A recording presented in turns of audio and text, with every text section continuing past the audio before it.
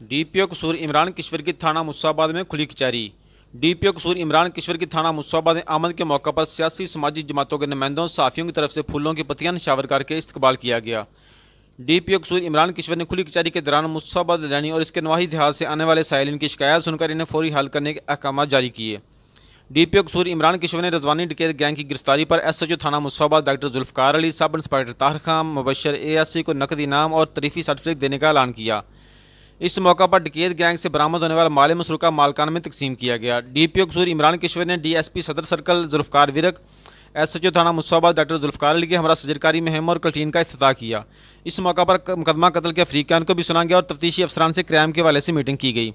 इस मौका पर डीपीओ कसूर इमरान किश्वर ने मीडिया से गुफ्तगू करते हुए कहा कि ज़रूरी होती है क्योंकि ये पब्लिक की जो सेंटिमेंट है और पब्लिक का जो रिस्पॉन्स है वो पुलिस तक पहुंचाते हैं और पुलिस के और पब्लिक रिलेशनशिप के दरमियान में बड़ा अहम रोल प्ले करते हैं, क्योंकि कुछ चीज़ें हमारी जो हमारे पास फ़ीडबैक आ रही होती है वो हमारे अपने ज़राए होते हैं, हमारे अपने रिसोर्सेज होते हैं या हमारे अपने फोर्स होती है, लेकिन वो बाज़ दफ़ा एक साइड ऑफ द पिक्चर होती है।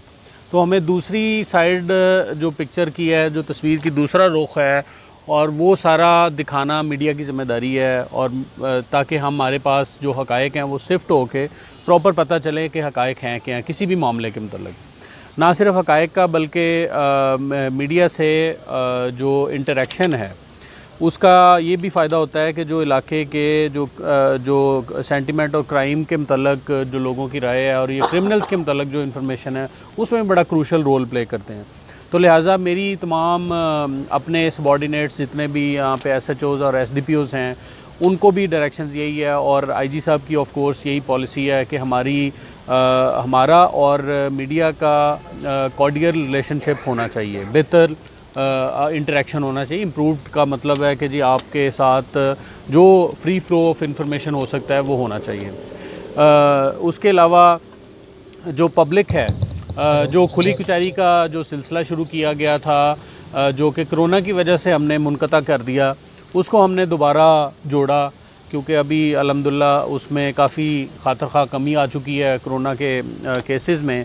तो हमने उस सिलसिले को दोबारा शुरू किया और इस सिलसिले में आईजी साहब की डायरेक्शन, इवन जो हमारे रीजनल आरपीओज़ हैं पूरे पंजाब के, जो आरपीओ साहिबान हैं वो भी थानों के विज़िट कर रहे हैं। तो जो थाना है ये साल आईजी साहब ने पुलिस स्टेशन का साल करार दिया 2021 का, कि मेन जो यूनिट है जिसमें पुलिस और पब्लिक का आपस में ताल्लुक़ होता है वो यूनिट जो है वो पुलिस स्टेशन है।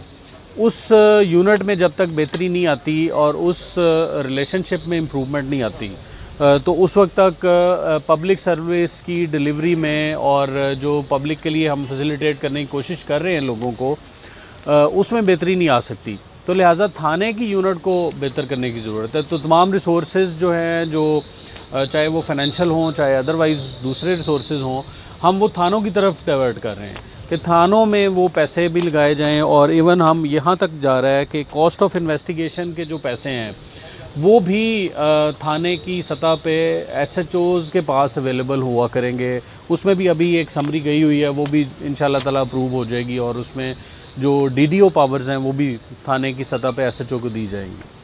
तो उससे तो इससे आपको अंदाज़ा हो गया होगा कि जी हमारा जो तमाम सरगर्मियों का महवर और मरकज़ है वो पुलिस स्टेशन है।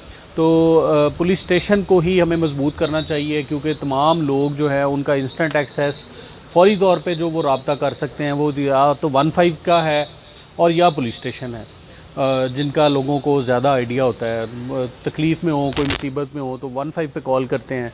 इसी तरह जो है 8787 या दूसरी कंप्लेंट सेंटर भी हैं, लेकिन वो इतना ऑफ कोर्स उसमें हम सीनियर ऑफिसर्स जो हैं एसडीपीओ भी बुलाते हैं, सीनियर ऑफिसर्स भी बुलाते हैं, लेकिन जो मेन मरकज़ है, जो असल मरकज़ और महवर है, वो जैसे मैंने बताया वो पुलिस स्टेशन है।